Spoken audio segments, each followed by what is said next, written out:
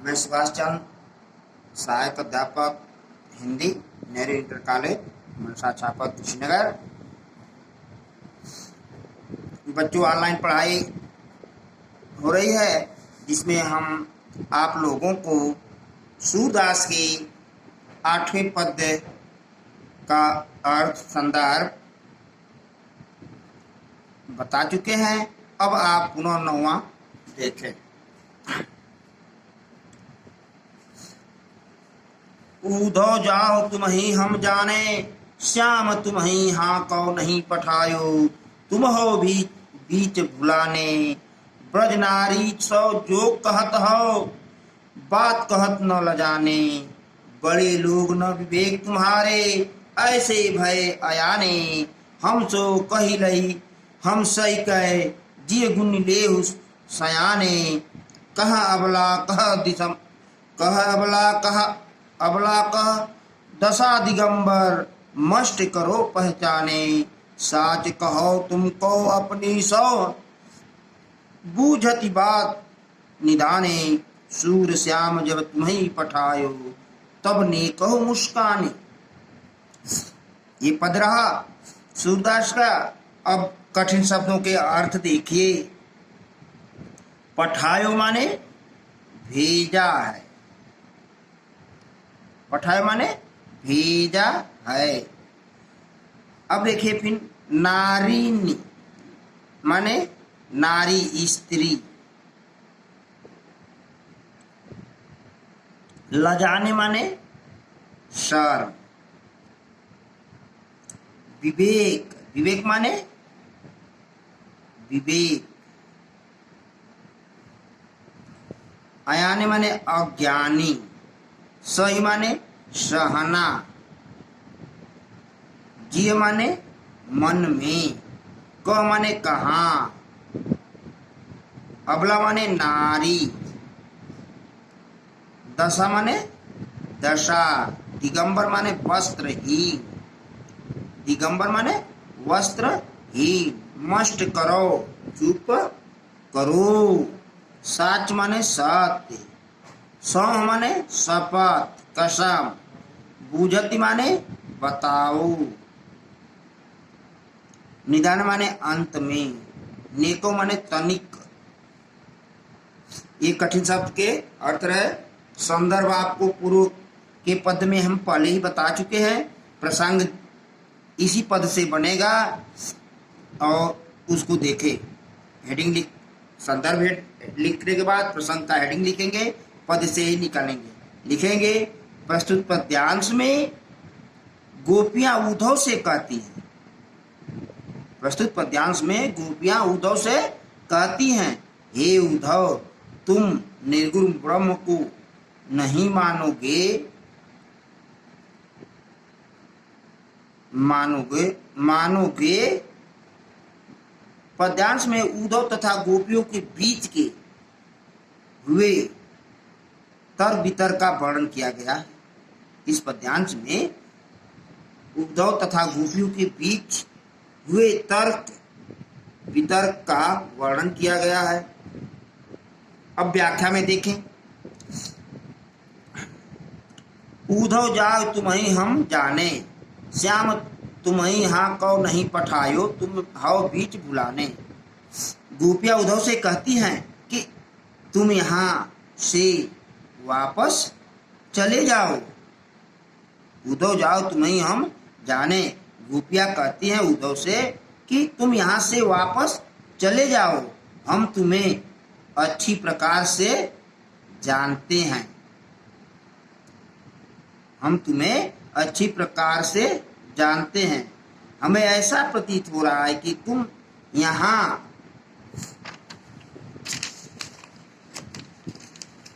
तुम्हें यहाँ श्री कृष्ण ने नहीं भेजा है।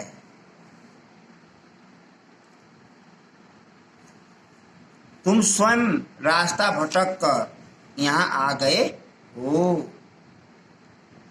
तुम्हें कृष्ण ने नहीं भेजा है, तुम रास्ता भटक करके आ गए हो।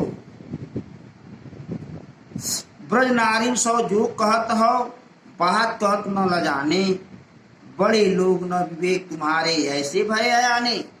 और कहती हैं ब्रज की नारियां, गोपियां, ये योग की बात कह रहे हो, तुम्हें लज्जा नहीं आती? तुम भले ही बुद्धिमान और ज्ञानी होगी, परंतु हमें ऐसा लगता है कि तुम में विवेक नहीं है। नहीं तो तुम ऐसी अज्ञानतापूर्ण बातें हमें क्यों करते? अज्ञानतापूर्ण बात क्यों करते?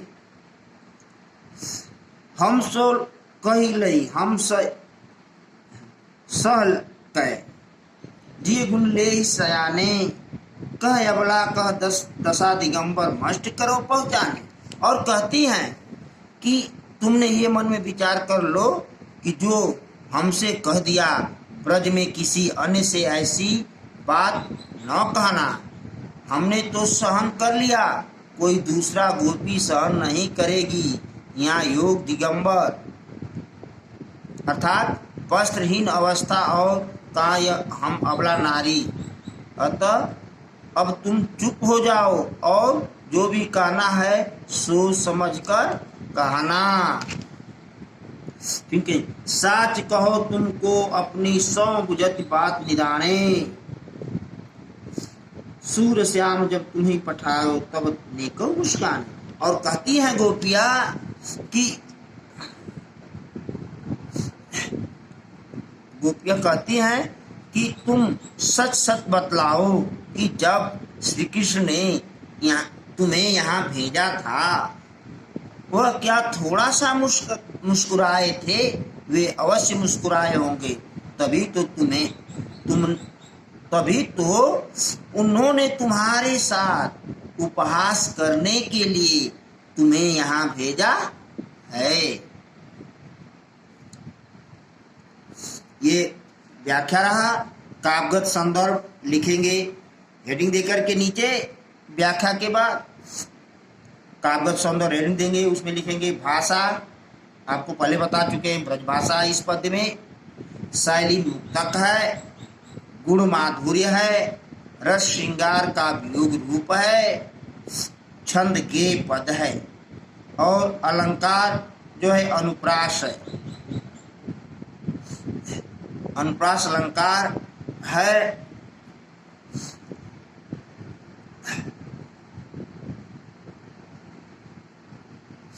और अब हम अगला दोहा देखेंगे, 10वां। देखिए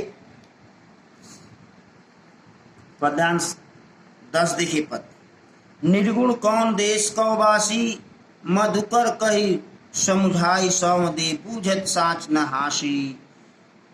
को है जनक कौन है जननी, कौन नारी कौदासी, कैसो बरन भेष है कैसो कही रस में अभिलाषी।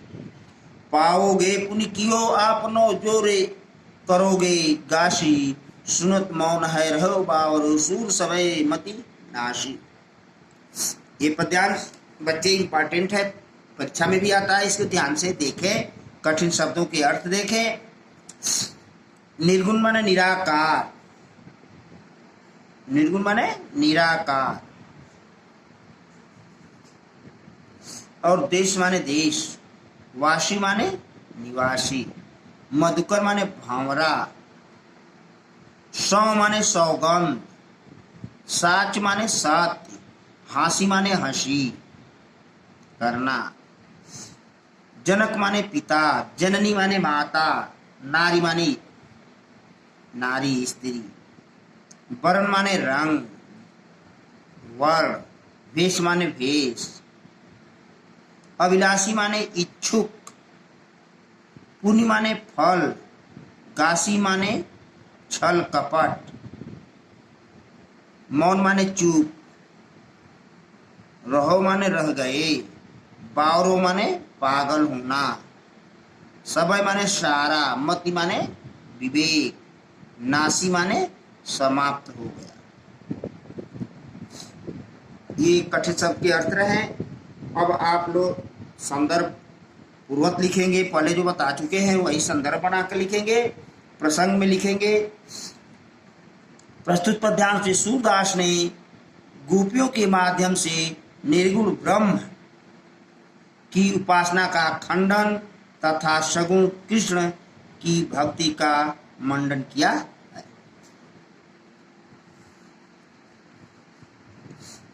अब व्याख्या देखिए। निर्गुण कौन देश को वासी। गोपिया उद्धव को संबोधित को से कहती है, गोपिया उद्धव को संबोधित करके कहती है कि हे, गोपिया कहती हैं कि हे उद्धव, ये निर्गुण ब्रह्म किस देश के निवासी। गोपिया उद्धव से कहती हैं कि हे उद्धव, ये निर्गुण ब्रह्म किस देश का निवासी है। मधुकर कई समझाई सौ दे पूछे सात हाथी। हम तुमको शपथ देकर सत्य सत्य पूछती हूँ। सत्य सत्य पूछती है, कोई हंसी मजाक नहीं कर रही हैं। हंसी मजाक नहीं कर रही हैं। और कौ है जनक, कौन है जननी, कौन नारी कौ दासी, कैसो वरण भेष है, कैसो कई रस में विलासी। और पूछती हैं कि तुम यह बताओ कि इस निर्गुण का पिता कौन है, इसकी माता कौन है, कौन पत्नी है और कौन दासी है, उसका रंग रूप कैसा है, उसकी वेशभूषा कैसी है, उसे किस रस से अधिक लगाव है। गोपिया उद्धव को चेतावनी देती हुई कहती है कि हमें सभी बातों का ठीक ठीक उत्तर देना। पाओगे पुनकियो आपने, जोरे करोगे गाशी।